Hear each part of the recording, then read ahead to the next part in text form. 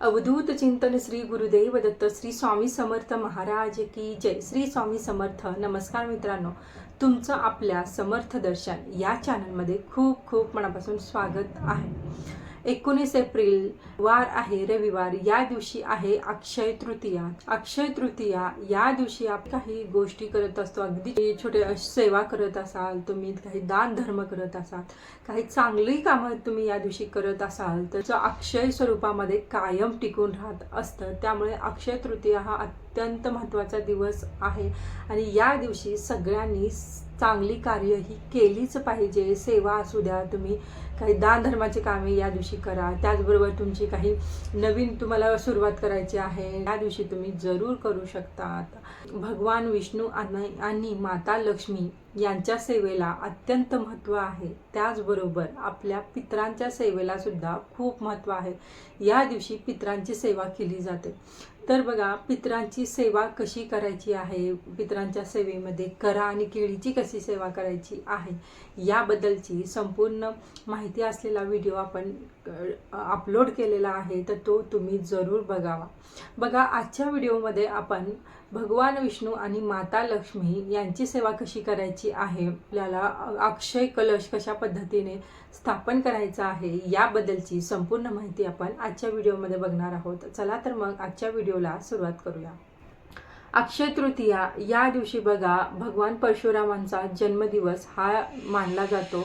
म्हणजे भगवान परशुराम हे आपल्या भगवान विष्णूंचे 6वे अवतार आहेत। त्याचबरोबर बघा, जेव्हा पांडव हे वनवासाला जात होते, वनवासामध्ये त्यांना कधीच अन्नाची कमी भासू नये यामुळे भगवान श्रीकृष्णांनी द्रौपदीला अक्षय कलश दिला होता। त्याचबरोबर बघा, आपल्याला सगळ्यांना माहितीच आहे, भगवान कृष्ण आणि सुदामा यांची खूप घट्ट मैत्री होती। पण जेव्हा ते मोठे झाले तर त्यांच्यामध्ये ते खूप दिवस ते एकमेकांना भेटले नव्हते। तर सुदामा आहे ते भगवान श्रीकृष्णांना भेटायला जाताना त्यांनी पोहे घेऊन गेले होते। तर अक्षय तृतीयाच्याच दिवशी भगवान कृष्णाने जी सुदामाची नगरी होती व पूर्ण नगरीचा त्यांनी पायापलट केला होता, ऐश्वर्य प्रदान केलं होतं। तर अशा बऱ्याच ज्या शुभ गोष्टी आहेत तर या अक्षय तृतीयाला घडलेल्या आहेत।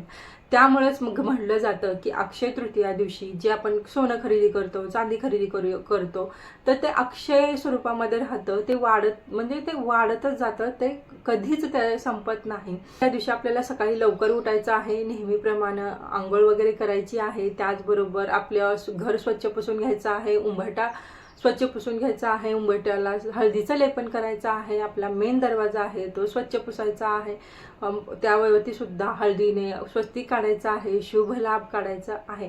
त्याचबरोबर बघा, आपल्याला सूर्याला अर्घ्य सुद्धा अर्पण करायचं आहे। त्या दिवशी आपण प्रत्येक छोट्यातली छोटी जर गोष्ट करत असतो तर त्याचं नक्कीच आपल्याला त्याचं पुण्य मिळत असतं, त्याचं फळ आपल्याला मिळत असतं। मग त्यामुळे आपण जेव्हा देवपूजा करतो त्यावेळेस आपल्याला काही खास सेवा करायच्या आहेत। आता आपण देवपूजा करतो, प्रत्येक देवांना आपण स्नान घालतो। तर बघा, आता आपल्याला स्नान घालतानाच आता आपल्या ज्या देवघरातील जे गणपती बाप्पा आहेत तर गणपती बाप्पांना प्रथम स्नान घालायचं, मूर्तीवर प्रथम आपल्याला अभिषेक करायचा आहे। कारण शुद्ध पाण्याचा अभिषेक घाला, पंचामृताचा घाला, दुधाचा घाला, तुम्हाला जो जमेल तो अभिषेक तुम्ही घालू शकता। तर अभिषेक घालताना आपल्याला ओम गण गणपतये नमः, ओम गण गणपतये नमः या मंत्राचा तुम्ही जप करा, किंवा गणपतीचा अगदी तुम्हाला जो कोणता मंत्र येतो तो मंत्र तुम्ही म्हणू शकता। अगदी श्री गणेशाय नमः, श्री गणेशाय नमः असं सुद्धा तुम्ही म्हणत गणपती बाप्पांच्या मूर्तीवर अभिषेक घालू शकता। विष्णू आहेत त्यांच्या मूर्तीवर सुद्धा अभिषेक घालायचा आहे। तर बघा, तुमच्याकडे भगवान विष्णूंची मूर्ती असेल तर जरूर त्या मूर्तीवर आपल्याला अभिषेक घालावा तुम्ही, किंवा समजा तुमच्याकडे भगवान विष्णूंची मूर्ती नसेल, बाळकृष्ण असतात तेव्हा जरी तुम्ही अभिषेक घातला तरी चालेल। भगवान विष्णूवर आपण अभिषेक घालताना सुद्धा सेम, म्हणजे तुम्ही कशानेही अभिषेक घालू शकतात।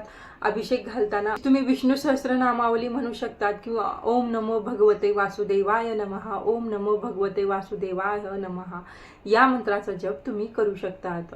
त्यानंतर बघा, आपल्याकडे लक्ष्मीची मूर्ती असते, लक्ष्मीच्या मूर्तीवर सुद्धा आपल्याला या दिवशी अभिषेक घालायचा आहे। थोडा वेळेस श्री सूक्तमचं तुम्ही पठण करू शकतात, किंवा तुम्ही महालक्ष्मीचा कोणताही मंत्र तुम्ही म्हणू शकतात। अगदी ओम महालक्ष्मी नमः, ओम महालक्ष्मी नमः असं म्हणू शकता, किंवा ओम महालक्ष्मी नमो नमः, विष्णुप्रियाये नमो नमः, धनप्रदाये नमो नमः, विश्वजनन्ये नमो नमः.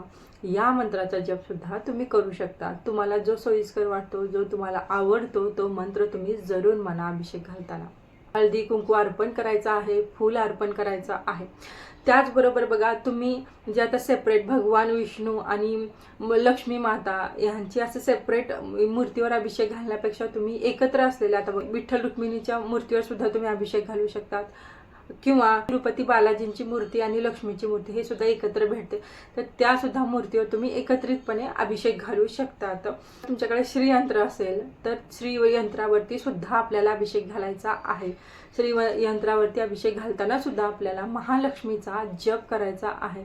तुम्ही 11 वेळेस घाला, 21 वेळेस घाला, 51 वेळेस घाला. प्रत्येक मंतीवर तुम्हाला जेवढा जमेल तेवढा अभिषेक तुम्ही घालू शकतात. अगदी 108 वेळा सुद्धा तुम्ही हा अभिषेक घालू शकता. त्याला अक्षय कलशाची स्थापना करायची आहे. आपली सगळी देवपूजा उरकून घ्यायची, त्यानंतर अक्षय कलश आपल्याला देवघरामध्ये स्थापन करायचा आहे. यासाठी बघा, एक तांब्या तुम्ही घेऊ शकतात, किंवा तुम्ही अगदी मातीचं जे छोटं माठ असतं ते सुद्धा तुम्ही घेऊ शकतात, किंवा स्टीलचं घ्या, चांदीचं घ्या, पितळेचं घ्या. तुमच्याकडे जे अवेलेबल आहे तुमच्या घरामध्ये तो कलश आपल्याला घ्यायचा आहे. त्यामध्ये आपल्याला पाणी भरायचं नाही, तर आपल्याला अखंड तांदूळ जे असतात तर ते अखंड तांदूळ आपल्याला त्या कलशामध्ये पूर्णपणे भरायचे आहेत. कलशावरती आपल्याला एक कुंकवानी स्वस्तिक काढायचं आहे. त्याचबरोबर आपल्याला स्वस्तिकच्या साईडला 2 मर्यादा रेषा काढायच्या आहेत. हळदीच्या आणि कुंकूच्या खालून वरती रेषा काढायच्या आहेत. आंब्याचं पान असेल किंवा विड्याचं पान असेल तर ते तुम्ही घेऊ शकता. त्याच्यावरती थोडे तांदूळ ठेवायचे आणि त्याच्यावरती तुमचा जो कलश असेल तो स्थापन करायचा. त्यावरती तुम्हाला हळदी कुंकू टाकायचं आहे तांदळावरती. त्याच्यानंतर बघा, लक्ष्मी मातेला अत्यंत प्रिय असणाऱ्या सर्व गोष्टी आपल्याला या कलशामध्ये टाकायच्या आहेत. त्यापैकी बघा, जी कवडी असते ती तुम्ही टाकू शकतात. गोमती चक्र असते ते तुम्ही टाकू शकतात. लवंग आहे, लवंग टाकू शकतात. इलायची आहे ते तुम्ही टाकू शकतात. 1 रुपयाचं नाणं तुम्ही टाकू शकतात, किंवा तुम्ही 21 नाणे सुद्धा यामध्ये टाकू शकतात. त्याचबरोबर बघा, सोनं चांदी अशा गोष्टी तुम्ही सुद्धा या कलशामध्ये ठेवू शकतात. म्हणजे समजा तुम्ही बरेच जण या दिवशी सोनं चांदी खरेदी करतात, तर ते जे तुम्ही नवीन खरेदी केलेलं सोनं चांदी आहे ते सुद्धा तुम्ही अक्षय कलशामध्ये ठेवू शकतात. पण कारण प्रत्येक जण खरेदी करेलच असं नाही, कारण आता सोन्याचे चांदीचे भाव भरपूर प्रमाणात वाढलेले आहेत.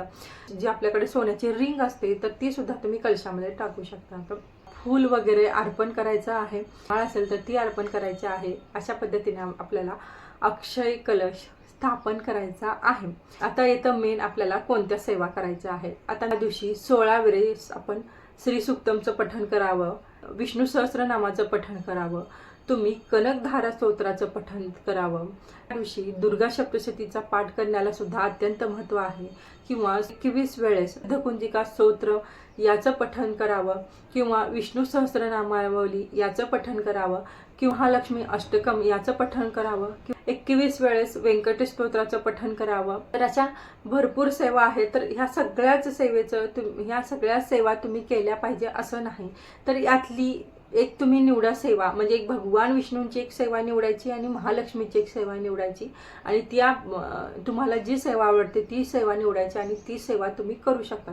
जास्तीत जास्त सेवा करण्याचा प्रयत्न करा. बघा, अगदी तुम्ही आता विष्णू सहस्रनामाचं पठण करा आणि त्याचबरोबर 16 वेळेस श्री सुक्तमचं पठण करा.